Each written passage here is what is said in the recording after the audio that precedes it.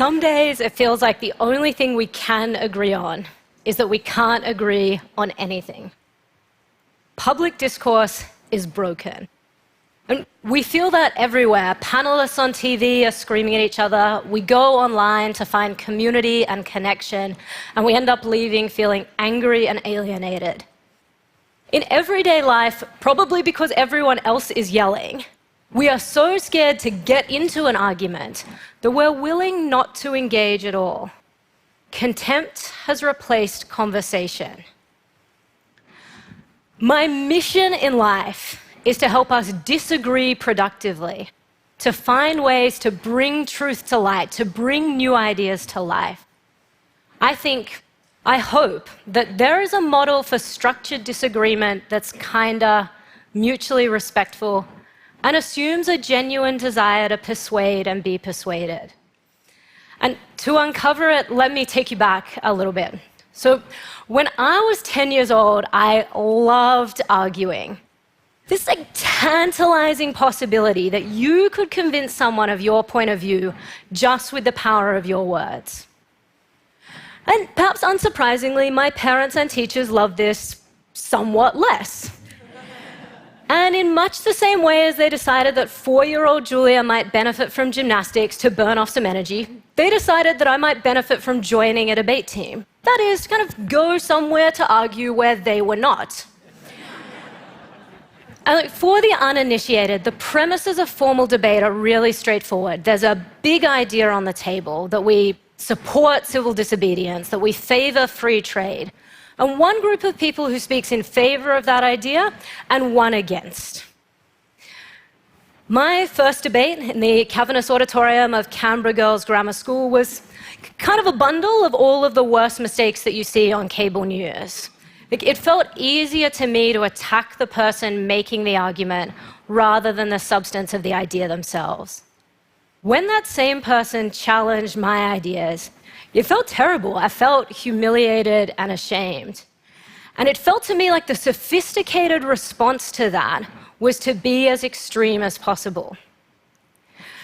And despite this very shaky entry into the world of debate, I loved it. I saw the possibility, and over many years worked really hard at it, became really skilled at the technical craft of debate.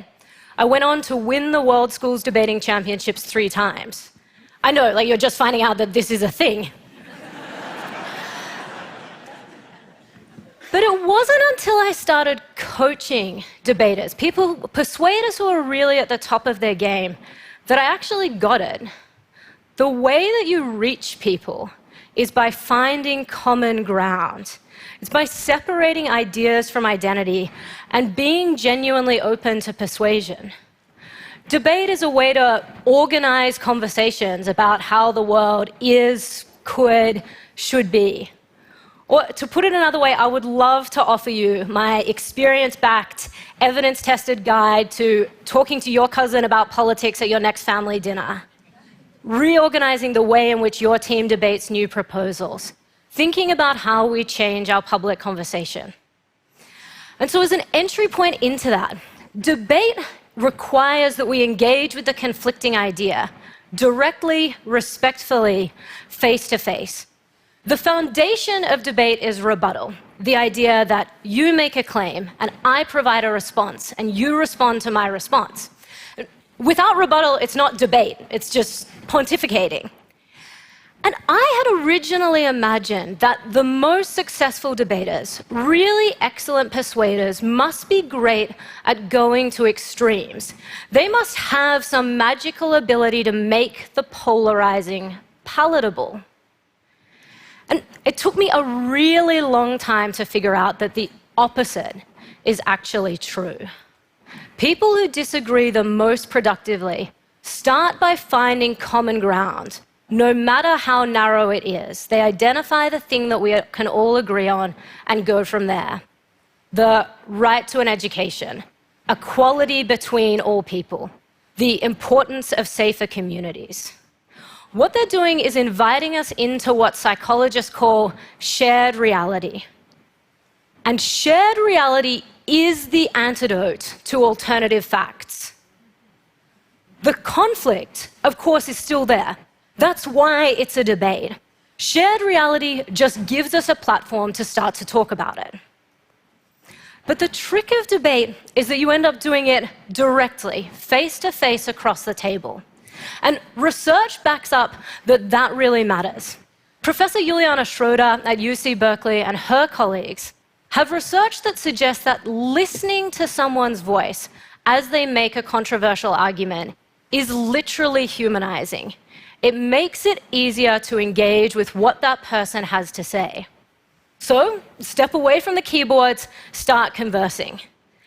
And if we were to expand that notion a little bit, nothing is stopping us from pressing pause on our kind of parade of keynote speeches, the sequence of very polite panel discussions, and replacing some of that with a structured debate. All of our conferences could have at their centerpiece a debate over the biggest, most controversial ideas in the field. Each of our weekly team meetings could devote 10 minutes to a debate about a proposal to change the way in which that team works. And as innovative ideas go, this one is both easy and free. You could start tomorrow. And once we're inside this shared reality, debate also requires that we separate ideas from the identity of the person discussing them. So in formal debate, nothing is a topic unless it is controversial, that we should raise the voting age, outlaw gambling. But the debaters don't choose their sides. So that's why it makes no sense to do what 10-year-old Julia did. Attacking the identity of the person making the argument is irrelevant because they didn't choose it. Your only winning strategy is to engage with the best, clearest, least personal version of the idea. And it might sound impossible or naive to imagine that you could ever take that notion outside the high school auditorium. We spend so much time dismissing ideas as Democrat or Republican, rejecting proposals because they came from headquarters or from a region that we think is not like ours. But it is possible. When I work with teams trying to come up with the next big idea or solve a really complex problem, I start by asking them, all of them, to submit ideas anonymously. So by way of illustration, 2 years ago, I was working with multiple government agencies to generate new solutions to reduce long-term unemployment, which is one of those really wicked, sticky, well-studied public policy problems. So exactly as I described right at the beginning, potential solutions were captured from everywhere. We aggregated them. Each of them was produced on an identical template. At this point, they all look the same. They have no separate identity. And then, of course, discussed, picked over, refined, finalized. And at the end of that process, more than 20 of those new ideas are presented to the cabinet ministers responsible for consideration.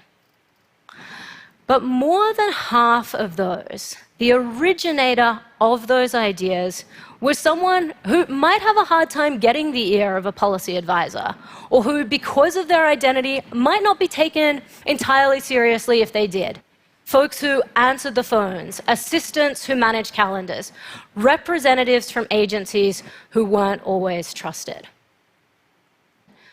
Imagine if our news media did the same thing. You can kind of see it now, a weekly cable news segment with a big policy proposal on the table that doesn't call it liberal or conservative, or a series of op-eds for and against a big idea that don't tell you where the writers worked. Our public conversations, even our private disagreements, can be transformed by debating ideas rather than discussing identity. And then the thing that debate allows us to do as human beings is open ourselves, really open ourselves up to the possibility that we might be wrong, the humility of uncertainty. One of the reasons it is so hard to disagree productively is because we become attached to our ideas. We start to believe that we own them and that by extension, they own us. But eventually, if you debate long enough, you will switch sides. You'll argue for and against the expansion of the welfare state, for and against compulsory voting. And that exercise flips a kind of cognitive switch.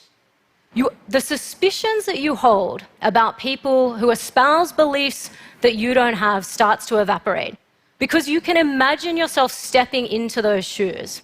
And as you're stepping into those, you're embracing the humility of uncertainty, the possibility of being wrong. And it's that exact humility that makes us better decision makers.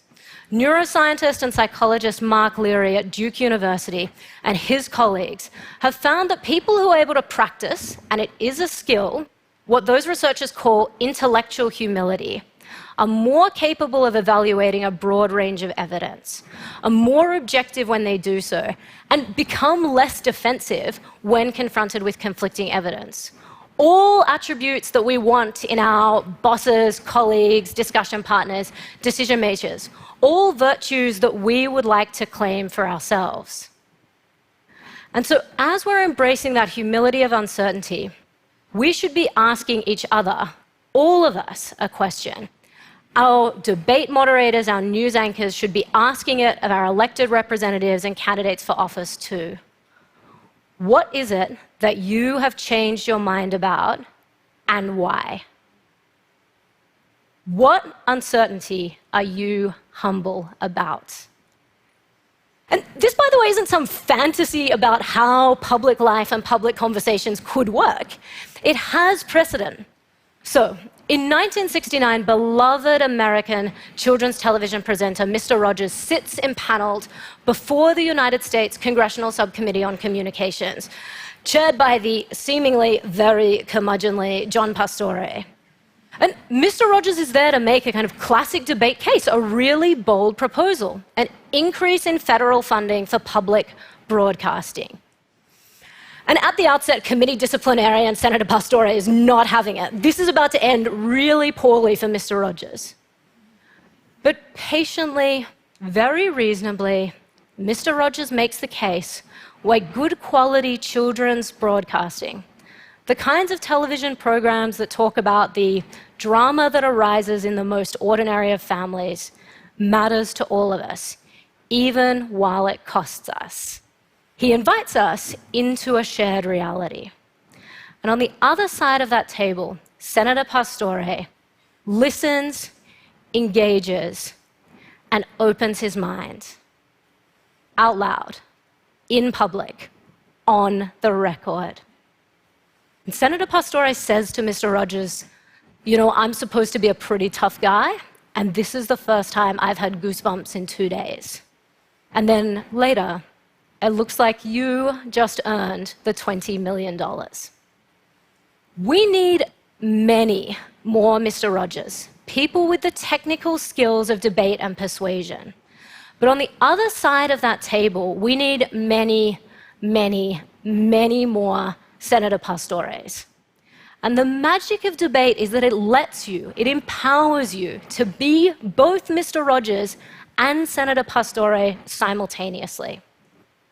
When I work with those same teams that we talked about before, I ask them at the outset to pre-commit to the possibility of being wrong, to explain to me and to each other what it would take to change their minds.